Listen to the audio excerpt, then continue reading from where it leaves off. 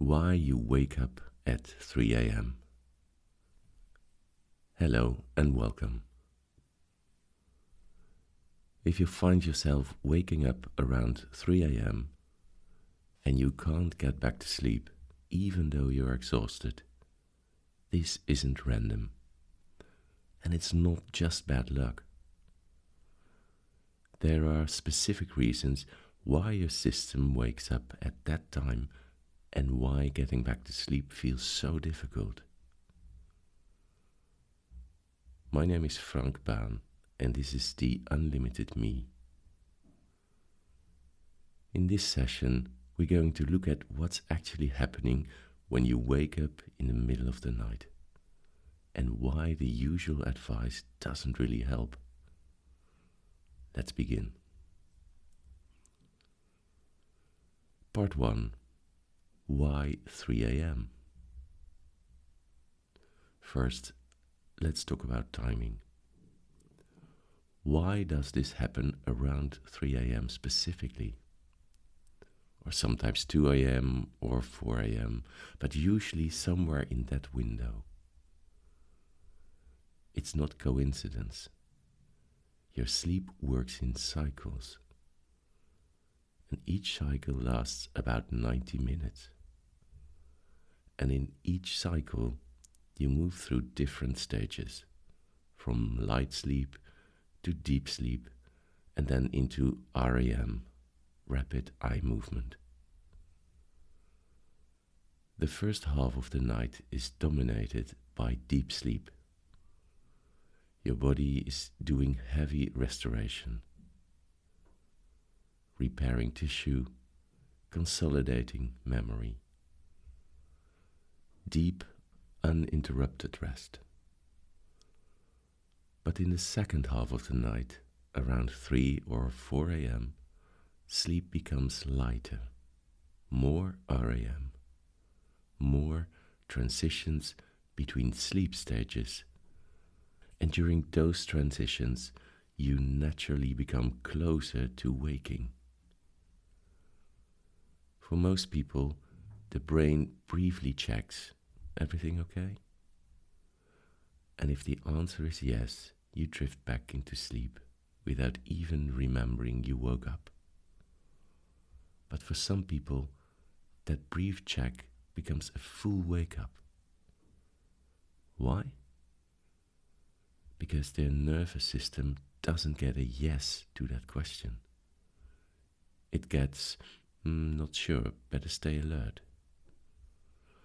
And once that happens, getting back to sleep becomes very difficult. Part 2. Why your mind is louder at 3 a.m. Here's something that surprises people. Your mind is often louder at 3 a.m. than it was at bedtime, even though you're more tired. And why? At bedtime, you were mentally exhausted. Your brain had been working all day, but by 3 a.m., you've already slept for a few hours. Your body got some rest. Your brain recovered a little energy. So now, when it wakes up, it has just enough capacity to start running scenarios. And because the world is quiet, because there's no external input, all of that mental activity becomes very loud. Thoughts about yesterday, plans for tomorrow, replaying conversations, rehearsing things that might go wrong. And the frustration of being awake adds another layer. Now you're not just thinking, you're thinking about thinking. Why can't I just go back to sleep? I have to be up in 4 hours. This is going to ruin my whole day. And all of that keeps your nervous system activated. Part 3. What most people do wrong. So, what most people do when they wake up at 3 or 4 a.m., they check their phone or they look at the clock, calculate how much sleep they've lost and start feeling anxious about it. Or they try to force themselves back to sleep, lying very still, trying to clear their mind and telling themselves, just relax, just go back to sleep. And none of this helps. Why? Because all of these responses activate your system even more. Checking your phone floods your brain with light and information. Looking at the clock creates pressure. It's already 3:30. I only have 3.5 hours left. And trying to force sleep creates a kind of internal fight. Your system is awake, you're telling it to sleep, and the more you push, the more resistance you create.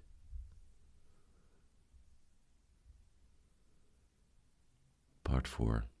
What to do in the moment. There's a different approach.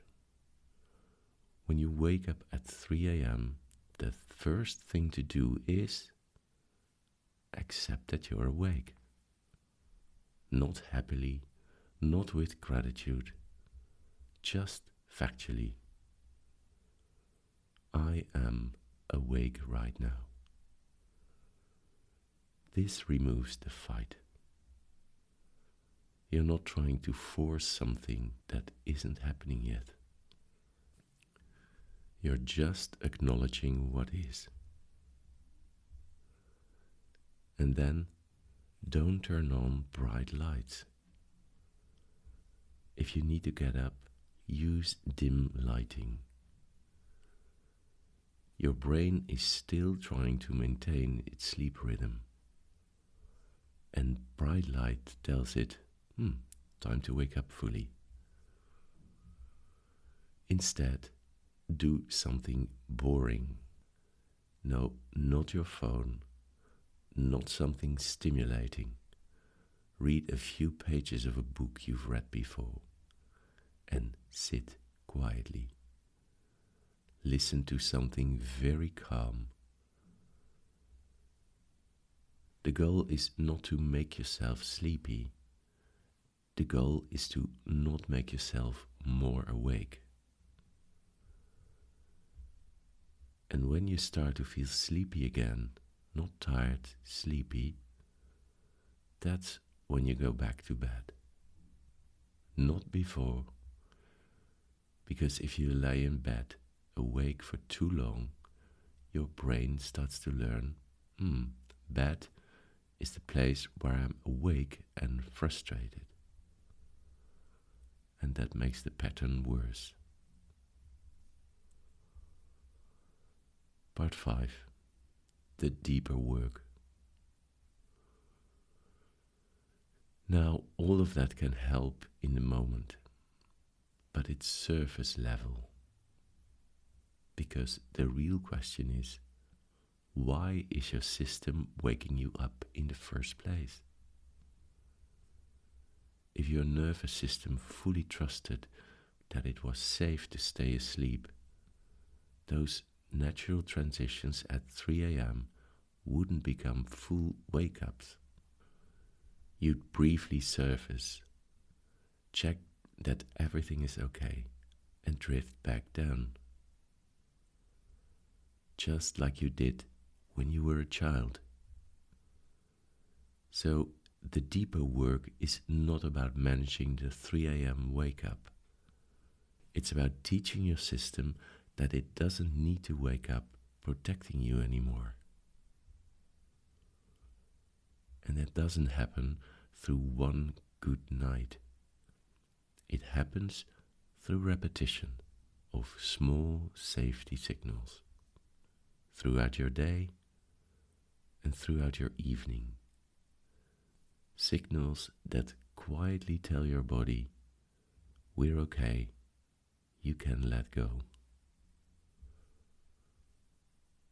That's the work I do in the full module. Part 6, the closing. So, if you find yourself waking up at 3 a.m. regularly, know that this isn't a random malfunction.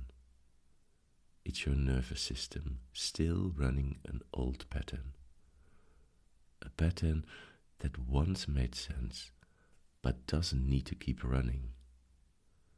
The in-the-moment strategies I share today can help you get back to sleep when it happens. But the deeper work, the work that helps your system stop waking you up in the first place, that takes a different approach. If you want to go deeper, I've created a complete module called the Nervous System Sleep Reset. It includes 6 voice-led sessions, about 90 minutes of content, that help you understand why your system stays alert and how to gently teach it that rest is safe. You can find the link in the description below. And whether you get the module or not, I hope this session helped you understand what's happening at 3 a.m. Your system isn't broken, it's just protecting you. And once you understand that, you can start working with it instead of against it. So for now, thank you for listening. I'll see you in the next.